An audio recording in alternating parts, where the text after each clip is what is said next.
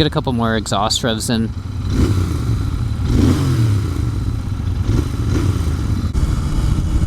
Yeah, this thing is just a lot of fun to lean. It's a bit heavy, but oh wow, it's got quite a nice sound. First ride on this Continental GT. Oh, it's kind of high. I'm kind of on my tiptoes here. I believe it's something like a 31.5 inch seat height. The handlebar position is quite leaned forward. I feel like I'm on a sport bike. Yeah, initially I thought this was going to be something like a street twin. I intentionally tried to not do a ton of research. The spec sheet and all of that stuff, you know, there's so many other videos that cover that. Yeah, we'll really just see how it goes. It's so smooth. It's already kind of giving me that Triumph feel. The pegs are kind of digging into my calves right now. Yeah, as you can see, I'm kind of on my tiptoes, so we're going to be able to do some highway riding as well, so I'm excited about that. I'm going to really work the low speed maneuvers if I can. Oh, this thing has got just an incredible sound to it. One thing I'm noticing already is that it doesn't have individual turn signal indicators on the dash. It's just a single button, which reminds me of a lot of some of the classic bikes I've ridden before, but so far this is feeling pretty good.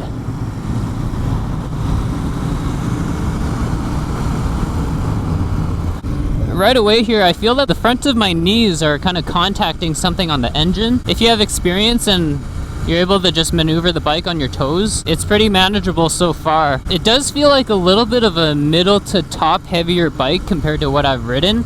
And mind you, I did ride here today on my Rebel 500. I mean, that's one of the lowest bikes in the market that you can get stock. No gear indicator, I mean, classic heritage feel. There's also the Meteor 350, which I'm really excited about.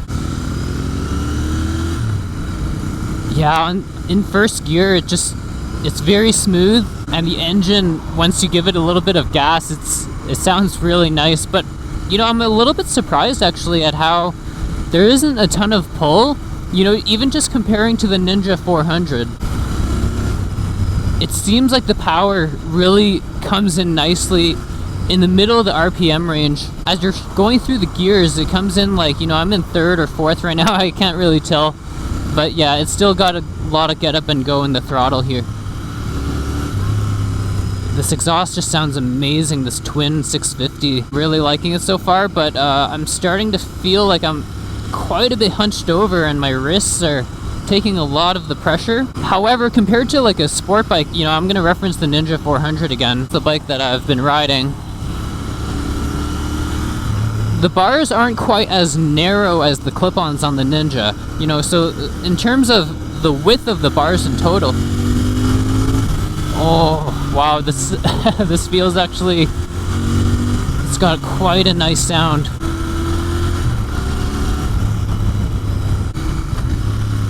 Oh yeah, the downshifts are nice. Oh, a lot of engine braking. I think I went into first, that's why.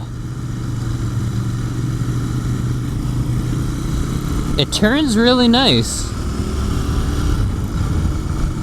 And it certainly does have that feel that you're kind of riding on a very classic, very timeless machine.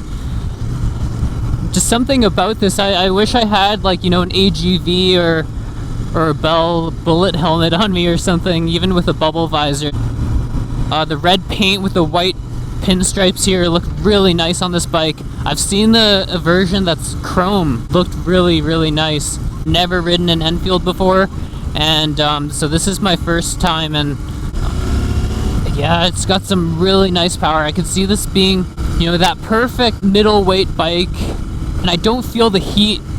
You know, it's not running warm or hot or anything. Just looking at the mirrors here, if you were to throw on some bar ends, I think it would really clean up the look. I'm able to really just stay in one gear for the majority of these roads because the power band, you know, it's accessible in many different ranges. Like I was saying earlier, it's the middle RPM range, but you know, lower, higher. Yeah, it's very comfortable for around town riding, I can tell already. You know, in the limited time that I spent with the Street Twin, which is a 900cc engine from Triumph. Obviously there's a bit more grunt in that engine, but with this one it's kind of more of a hum with the engine. Yeah, I'm on my toes. Oh my goodness, I kind of stepped into a ditch here. Yeah, we got the Chrome 650 right behind me there.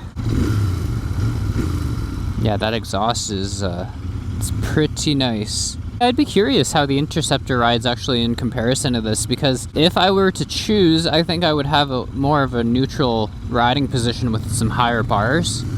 If you have, you know, a group of 4 or 5 friends who all have Royal Enfields or Triumphs, that'd be tons of fun. There's something about this bike, you know, I can't really describe. It's bringing out almost like a nostalgic feeling, which is kind of weird to say, but it just gives me a vibe that I'm riding a classic machine and there's not a lot of pressure. I'm not trying to go fast. I'm just going from point A to B, but you know, maybe I'll take some detours on the way because the ride is just so smooth and so enjoyable. That's something that I want to talk about more on this channel, is like certain bikes, you know, spec sheet aside and how a bike does on paper. Some of that stuff you can't record unless you're actually on the bike, and the way a bike feels when you're riding it is not something that, yeah, like I said, you can't quantify. That's something that I'm kind of getting with this bike, which is very similar to the first time I actually rode the Rebel 500, because I came from a background of more sport kind of oriented bikes. Being on that cruiser for the first time, I had this sense of just this laid backness, and kind of getting that with this bike all over again. Yeah, this bike is just such a blast to ride. I wish there was more twisties where I lived so I can really see how this thing turns. So far, you know, it's very, I wouldn't say nimble is the feel, but not in a bad way. The bike will still turn when you lean, but it's just, it does so in a very graceful and smooth motion. Let's get a couple more exhaust revs in. Just a random comparison between this and the Ninja 400, I think it would be a pretty even race, to be honest, in a straight line. In terms of corners, obviously I think the Ninja would do a bit better, but oh, let's see. Yeah, this thing is just a lot of fun to lean. It's a bit heavy, but oh yeah, the downshifts are just so satisfying on this bike. My wrists are really starting to get fatigued. I'm gonna try to inch up on the seat all the way as much as I can. It's starting to feel a little bit better because, yeah, I don't have the longest arms. As you know, I'm like a 5'6" rider. Listen to those downshifts. Yeah, I was only riding in the first 3 gears, honestly, because the roads we were on were about 60 kilometers an hour. Oh yeah, this thing's got pull. I was just in the first 2 gears. It does take a bit of time. I would say between 1,000 to 3,000 RPM, but once you get past 3, that, like I said, the power really kicks in the middle. Let's see how this thing does on the highway. 80 feels very smooth on it. I haven't ridden on the highway without a windscreen in a long time. I guess this is the nice thing about the riding position, is you can kind of get a little bit more of a tuck. This is only a 5-speed, so we're at the top gear now. I'm at about 105 kilometers an hour, and I'm sitting at roughly 4,000 to 4,500 RPM. There's still some power accessible, but not a ton. As you can see, I'm gonna roll the throttle, and it's taking a bit of time for me to increase the speed. Wow, what a machine. I don't love highway, but if I threw a windscreen on this thing, I don't know, maybe I could be converted. However, the seating position, yeah, for long distances, I just don't know if that would be for me. Obviously, this bike isn't meant to do that. While it is doable, I can really just see myself having this as kind of an around town bike where you'd be still comfortable hitting the highways within the city. You know, that's why I think this bike really fits into a place like in Europe or even in the UK or in Asia, where the cities aren't too far apart, so the rides aren't going to be super long. And you can certainly get on this thing, I mean, hence the name Continental GT. I want to lean this thing over a little bit more. It's taking this line really nicely. But here in North America, if you're gonna go city to city on this, yeah, I think you'll need something like a cruiser or a bagger. Is it a bike that I would buy? Honestly, I don't think that I would buy this bike. As cool as it is, it's certainly a bike that just has an amazing classic feel to it. However, I think this is more of a bike that I would want to rent on a 3-day stretch in the UK or something like that. In terms of reliability, I mean, coming from someone who has pretty much only owned Japanese bikes and the odd Ducati, I'm a little bit weary of the reliability. I've heard that they've been a lot better in recent years. I would think that you could get parts a little bit more easier. They're manufactured in India now. But I still think I would go with something like a Street Cup over this because of the extra power. While the GT is a little bit lighter than the Street Cup, I would sacrifice that for a little bit more power. The seating position as well, even just on this 20-minute ride, my right wrist is starting to hurt a bit.